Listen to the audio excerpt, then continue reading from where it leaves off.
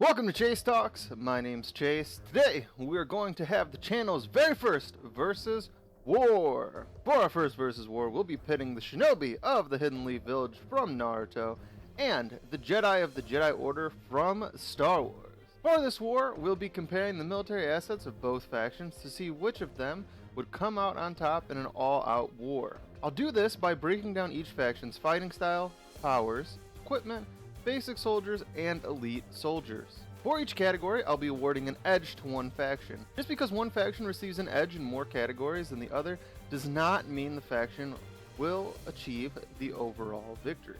After discussing the categories, I'll break down how I think the war will play out, awarding an overall victor. And real quick before we begin, remember all this is my opinion. You could have a different one, that's okay. Throughout the lore of Naruto and Star Wars, both the Leaf and the Jedi Order appear in several variations over several wars. For this battle, I'm going to be comparing the Leaf Village as it appears during the war arc in Naruto Shippuden, also known as the Fourth Shinobi World War, and the Jedi Order as it appears during the Clone Wars. During this war, the Jedi Order will not have access to the Republic's clone army. However, both the Jedi and Leaf will have access to their full force at the start of their respective wars. The only exception is that I will allow the Jedi to be led by the Jedi Council from the Revenge of the Sith. I'll discuss this further during the Elite Soldier category. Now, with no further delay, let's get this war started. First, let's discuss the fighting styles of both the Leaf Shinobi and Jedi. Leaf Shinobi fight using different ninja techniques, also known as Jutsu. Jutsu can be broadly broken down into three categories: Genjutsu, Ninjutsu, and Taijutsu. In this category, I'll be primarily focusing on Taijutsu, and I'll discuss Ninjutsu and Genjutsu further in the power category. Taijutsu literally translates to body techniques. This refers to the ninja martial arts. Taijutsu can vary from simple punches and kicks to heavily specialized techniques that require years of training to fully master. Though there are some elements of Taijutsu that are shared among all of the shinobi of the Naruto world, each of the shinobi villages have developed their own special Taijutsu techniques. Examples of these techniques are the Leaf Hurricane, Reverse Lotus, and Dancing Leaf Shadow. While more advanced Taijutsu techniques, such as those I just listed, aren't standard among all Leaf Shinobi, all Shinobi have some training and some degree of mastery of Taijutsu techniques. Depending on the ninja specialization, this mastery can range drastically. The Leaf also has several clans that specialize in Taijutsu-based techniques. These include clans such as the Hyuga, Inazuka, and Akamichi. Much like the village itself, each of these clans have developed Taijutsu techniques known only to their clan that have been passed down for generations.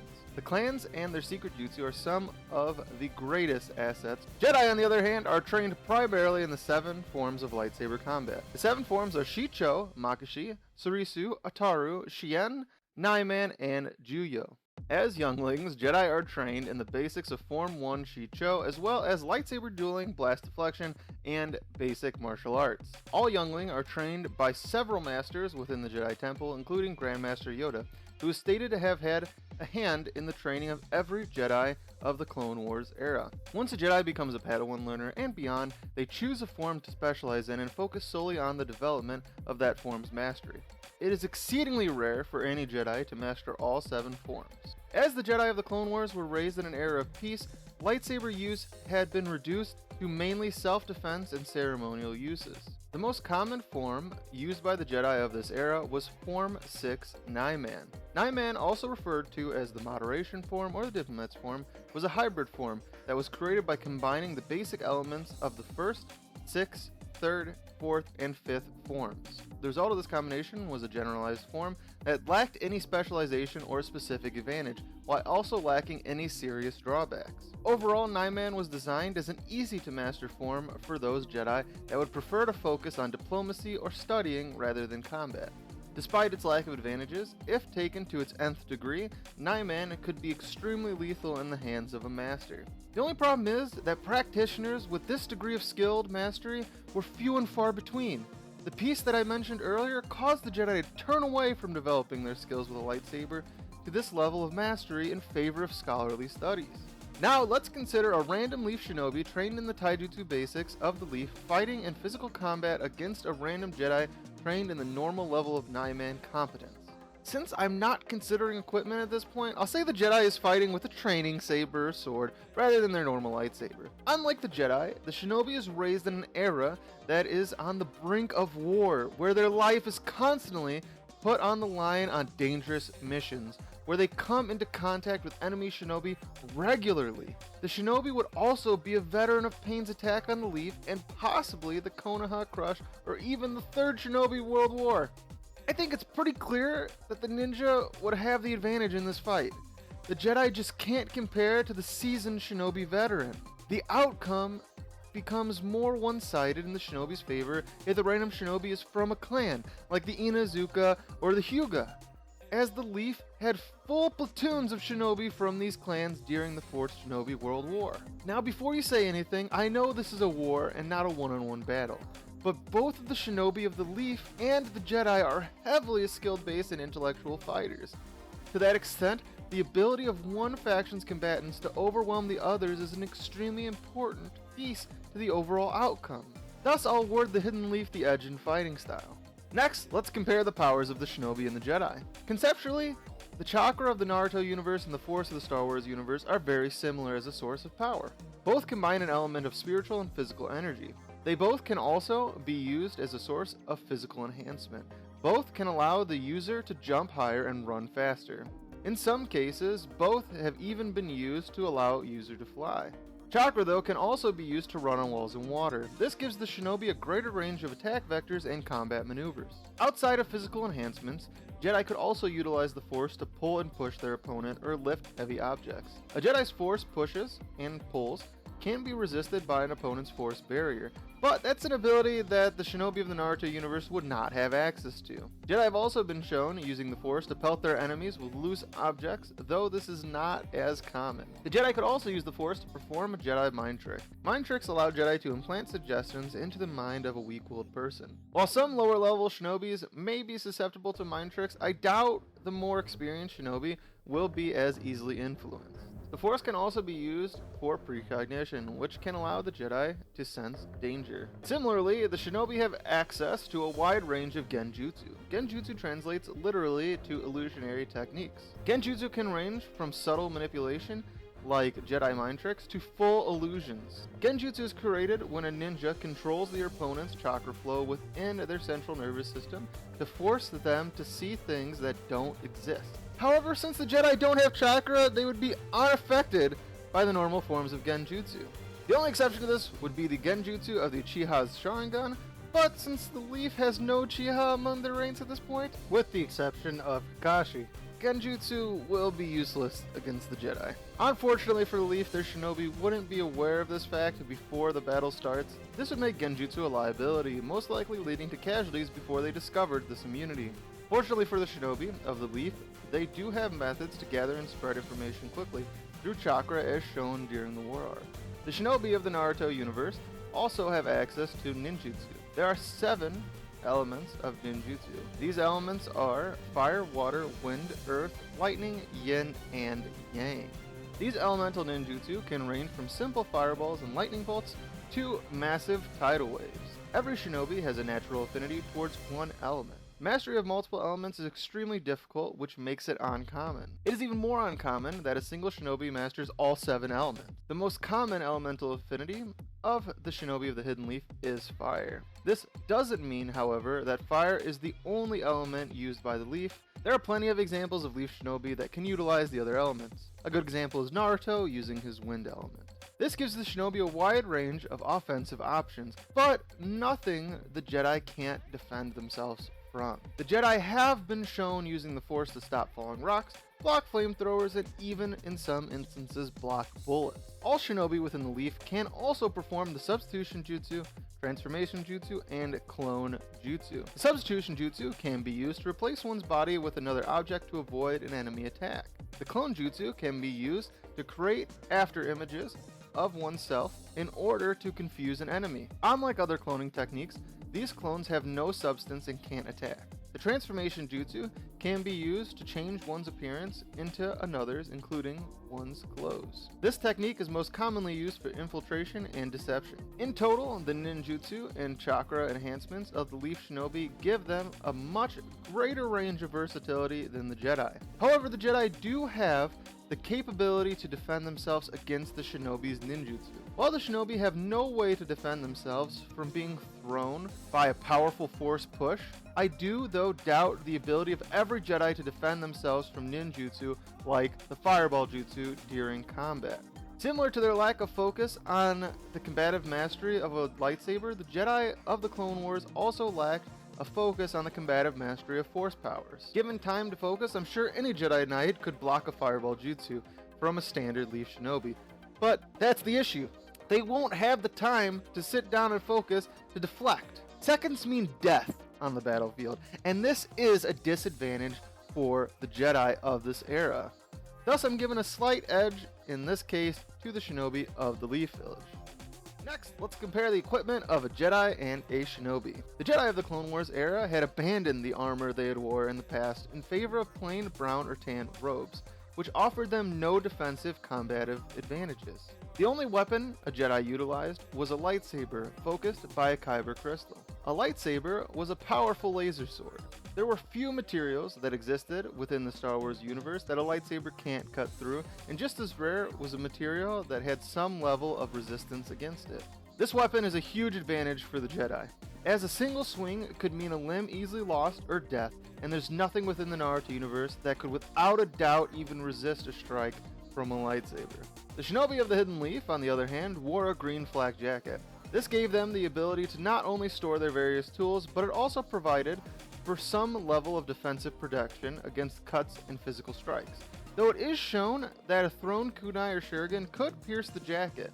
While the flak jacket would not defend a Shinobi from a lightsaber strike, it would help protect them from a punch or kick. Little protection is better than no protection. Leaf Village Shinobi utilize a wide range of weapons. Their ninja tools include kunai, shuriken, paper bombs, bows, short swords, katanas, chains, kamas, staffs, wires, smoke bombs, senbone, poison, and chakra blades. Leaf Shinobi could utilize these weapons extremely effectively and intelligently, using them to lay traps for their adversaries throughout the battlefield. I will note though that katanas were rare among Leaf Shinobi, as Genjutsu was not something their village was known for. However, there have been sword-wielding Leaf Shinobi in both the anime and manga.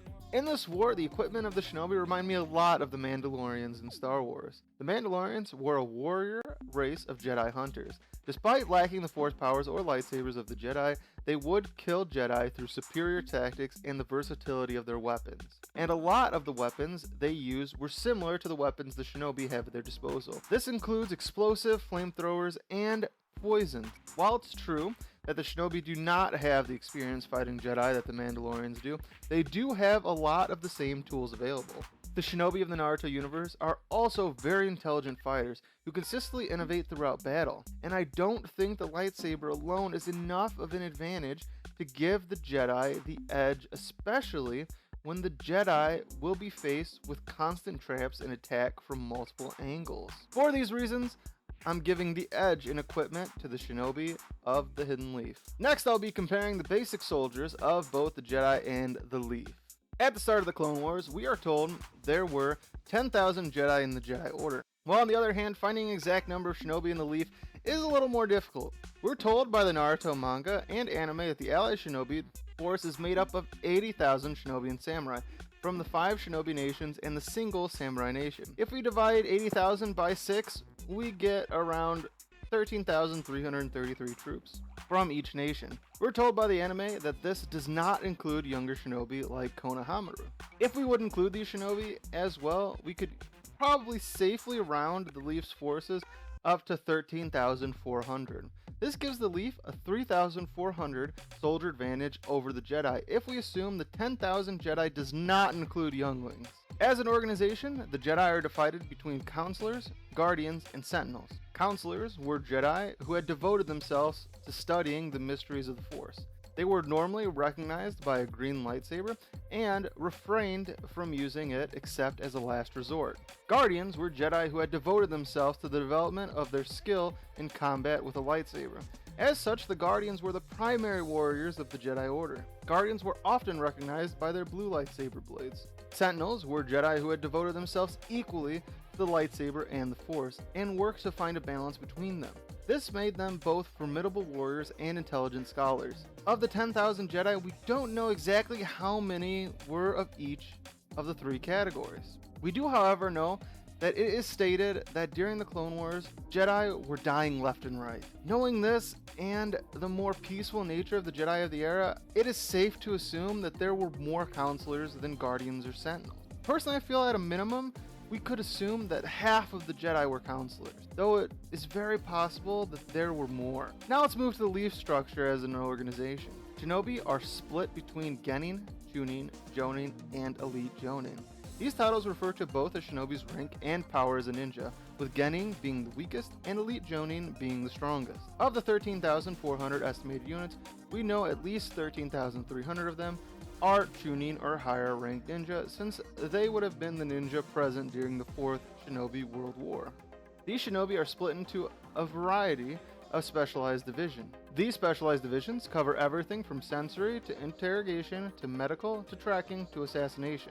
The Leaf Shinobi generally operate in teams of 4 consisting of 3 lower ranked Shinobi and 1 higher ranked one. These teams are handpicked to optimize the synergy of the members to create the strongest 4-man unit possible. This is a stark contrast from the 2-man units the Jedi often operate in, though many Jedi do operate alone. When considering the 13,000 elite warriors of the Leaf Village compared to the 5,000 actual Jedi warriors, it's hard to not give the basic soldiers of the Leaf the edge. They are better trained, better equipped, have a better variety of techniques at their disposal, and more experience at fighting in a team dynamic. For all these reasons, I give the Shinobi of the Leaf Village the edge in basic soldiers. Last but not least, we're going to compare the elite soldiers of the Jedi Order and the Leaf Village. Within the Jedi Order, there are no warriors more elite than the members of the Jedi High Council. As I said at the start of the video, the Jedi will have access to the High Council from the Revenge of the Sith. Seated on this version of the Council was Plo Koon, Mace Windu, Yoda, Ki-Adi-Mundi, Obi-Wan Kenobi, Ajin Kolar, Anakin Skywalker, Coleman Kaja, Sasi Tin, Kit Fisto, Chakti, and Stas Ali. I choose this version of the Council because it gives the Jedi 12 military leaders who have experienced the full length of the Clone Wars. This battlefield experience is something that the rest of the Jedi Order severely lacks. These 12 Jedi have more than military experience. They are the strongest Jedi the Order has to offer, each mastering a form of lightsaber combat to its nth degree. Not only do they boast a powerful collection of duelists, but they each have a strong connection to the Force as well. These 12 Jedi together have the ability to do to the Leaf Village what Madara did to the Allied Shinobi Force during the war arc. These 12 are powerful enough to decide the outcome on their own. And when I add the Jedi Battlemaster Sin Drelig, who had mastered all 7 forms of lightsaber combat, to the mix, it only increases their odds. The only Shinobi who may be able to stop these 13 Jedi from wiping out the Leaf's forces are their own elite soldiers. For this video, I'm going to consider the elite forces of the Leaf to be the 5th Hokage, Tsunade, the 6th Hokage, Kakashi Hatake, Shikaku Nara, Might Guy, Sai, and the Konoha 11. The Konoha 11 consists of Naruto Uzumaki, Sakura Haruno, Hinata Hyuga, Neji Hyuga, Tenten, Rock Lee, Kiba Unazuka, Shino Aburame, Choji Akamichi, Shikamaru Nara, and Ino Yamanaka. These 16 collective Shinobi are the most powerful the Leaf Village has to offer in my opinion. Shikaku Nara and his son Shikamaru are arguably the most brilliant tacticians in the entire Naruto universe, while the other 14 mentioned represent the most powerful nukes within the village. Using his Mangekyo Sharingan, Kakashi has the ability to immediately kill anyone he looks at using his Kamui. Guy and Rock Lee both have the 8 gates at their disposal. The 8 gates grant speed and power unlike anything the Star Wars universe is capable of. Naruto not only has the ability to create thousands of shadow clones, but at this point, just Naruto shadow clones alone are capable of defeating reanimated versions of the most powerful shinobi in the entirety of the Naruto universe. Even with the Chosen One Anakin Skywalker and Grandmaster Yoda's battle meditation among their ranks, I find it very hard to believe that the 13 elite Jedi can defeat 14 elite shinobi, especially while they are being fed tactical information by Shikaku and Shikamaru. I'm not saying by any means that these 14 shinobi just massacre the Jedi, no contest. But I find it very hard to convince myself that these Jedi are enough, especially because of the tactics they employ. If these Jedi stay together the entire battle, they may stand a chance. But that's just highly unlikely. The Jedi High Council would be spread across the entire battlefield. This makes them easy targets for the 4-man units of the Hidden Leaf. It's hard to convince myself that even Mace Windu could defeat Guy, Rock Lee, Neji Hyuga, and Tenten at the same time! Or even that Obi-Wan and Anakin together could defeat Kakashi, Naruto, Sakura, and Sai, especially with Naruto's overwhelming powerful shadow clones. For this, I have to give the edge in elite soldiers to the Leaf Village. So in conclusion, how do I think this war would end? In this war, I believe a long, drawn-out battle favors the Leaf Village over the Jedi Order. The more time Shikaku and Shikamaru have to study the Jedi's tactics and fighting style, the more likely the Leaf will be to succeed. The Leaf has the capability to do this easily. Using their guerrilla tactics to set traps and stage hit and runs would give them more than enough time to analyze their opponents and formulate a winning strategy. The biggest downfall for the Jedi Order in this contest is their lack of real warriors. Every shinobi in the Leaf is a trained soldier, while the majority of the Jedi are monks that lack any real combat experience. And even if I said this was instead the end of the Clone Wars Jedi Order rather than the full strength of the Jedi Order at the Clone Wars start, I believe the outcome would be the same. The main difference in that case would be the overwhelming numbers advantage of the shinobi despite the average quality of the Jedi as a warrior being higher. For all these reasons, I believe that the shinobi of the Leaf Village would win a war against the Jedi 10 out of 10 times. Thus, I declare the shinobi winners of this versus war. But remember, all this is my opinion. You can have a different one. That's okay. And thanks for watching. Remember to like the video and subscribe if you want to see more videos similar to this one. And until next time, this is Chase, signing off.